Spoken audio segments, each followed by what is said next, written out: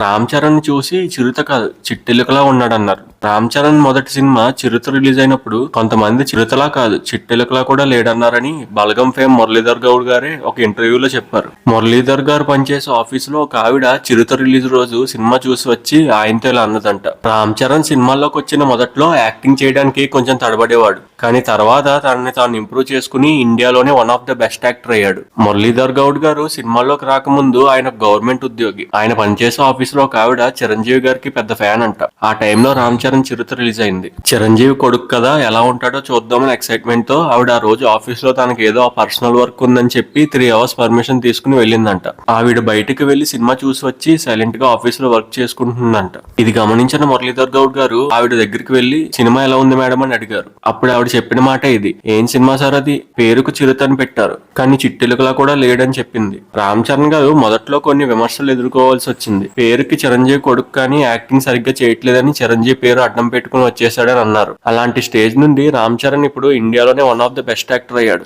ఆర్ఆర్ఆర్ తో Oscar level వరకు వెళ్ళిపోయాడు. ఒక్కో సినిమాతో తను తాను మార్చుకుంటూ హార్డ్ వర్క్ తో ఒక్క మెట్టు ఎక్కుంటూ వచ్చాడు. ఈ వీడియో నచ్చితే ఒక లైక్ చేయండి.